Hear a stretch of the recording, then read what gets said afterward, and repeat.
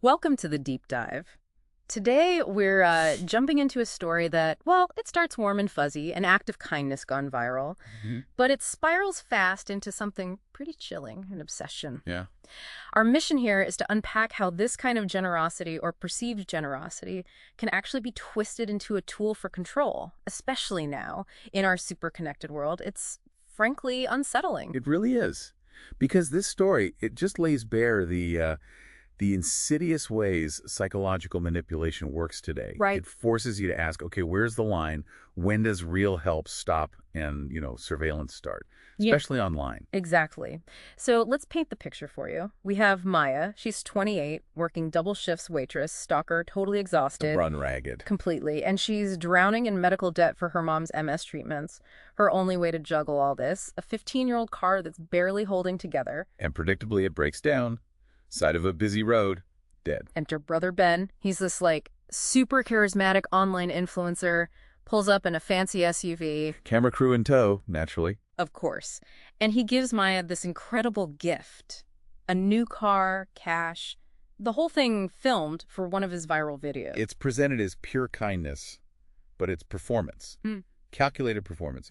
Creates instant gratitude, maybe even obligation. Oh, totally. And that video, it just explodes. Maya's story is everywhere. Suddenly, she's part of Ben's huge online following, his flock. Right. And after years of struggling, she feels seen, blessed, like this digital community has wrapped its arms around her. A real rescue. That feeling of safety, Yeah. it's powerful, but often fragile. So how did it start to unravel? When did the cracks appear? Well, it wasn't sudden. It was gradual. These small, unsettling things started happening. Little intrusions that slowly turned her relief into, paranoia. These were the glitches you mentioned. Exactly. Glitches in the perfect facade, like late-night texts from Ben, odd hours, 2:13 a.m., things like that. Okay. Then he starts accidentally bumping into her. A grocery store way outside her neighborhood. Stuff that feels too coincidental. And he'd casually mention things. Intimate details he just shouldn't know. Like the specific name of her mother's MS medication. Whoa. Okay, that's crossing a line. That's not coincidence. Not at all. And it didn't stop there. It bled into her digital life, which is really disturbing. How so? He started commenting on her private social media posts, stuff she hadn't shared publicly. Wait, private posts? Yeah. And then liking photos on her best friend's locked account. How is that even possible? That's a huge red flag. A massive one. Then came the anonymous email. Chillingly simple. The shepherd watches his flock. He never sleeps. Gives me chills. That's modern cyberstalking right there. Using the very tools meant for connection to surveil and control, blurring those physical and digital lines completely. So she must have confronted him. She did. And his reaction, textbook gaslighting, Deny. denied everything. Minimized her fears, told her she was being overly sensitive, basically questioned her sanity, made her feel like she was the crazy one. Classic tactic. Dismantle your trust in yourself. Exactly. But then came the turning point. The proof. The mechanic, Sal. Yes, Sal. Maya took the gifted car in for a checkup, and Sal, digging deep, found it. Found what? A hardwired, professional-grade GPS tracker hidden inside the car. No way. So the gift. Was a Trojan horse. Plain and simple. That symbol of her newfound freedom was actually a cage. Unbelievable. Okay, so finding that must have lit a fire under her. Absolutely. She started fighting back, methodically.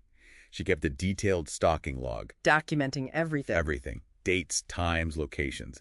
Ben's car parked across from the diner where she worked. Unwanted flowers showing up. Being followed home. Even police report numbers, like R239874. Did the police help initially? It was frustrating. The stalking no-contact order felt like, a paper shield. Legally binding, but hard to enforce immediately. Right. A piece of paper doesn't always stop someone determined. And Ben wasn't deterred. Being served the order, he escalated. Big time. Ow! He turned his flock, his online followers, against her. Coordinated online harassment. Oh, that's awful. But then he went further. Real-world sabotage. He actually called her mother's pharmacy and tried to cancel a critical prescription. What? That's evil. And sent a fake tow truck to her workplace to try and get her car towed. Humiliate her. Wow. Okay, so Maya needed a new strategy. And she found one. She knew his routine, his live streams. His kindness Q&A. That's the one. She joined anonymously and started dropping hints, questions that only someone being stalked by him would ask, subtly getting him to reveal things on his own stream. Smart. using his platform against him. Brilliantly. Then, midstream, she launched her own live feed, held up the GPS tracker, showed pages from her logbook, the police reports, an affidavit from Sal the mechanic, exposed everything to his millions of followers live. Boom, that must have been devastating for him. His whole online empire just crumbled. Lawsuits, criminal charges.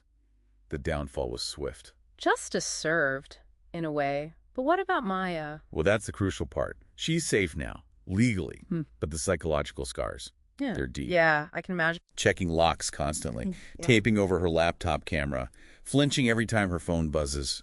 She won, but she's forever changed by it. It really highlights the lasting impact of this kind of violation, doesn't it? It's not just about the immediate threat. Not at all. It's about rebuilding that fundamental sense of safety, of trust, which takes a long, long time. So thinking about Maya's story, it really makes you question appearances, especially online kindness. Definitely. And it makes you think about your own digital footprint. How much are we leaving behind, maybe unknowingly, that could be misused? What part of this whole deep dive really stands out to you?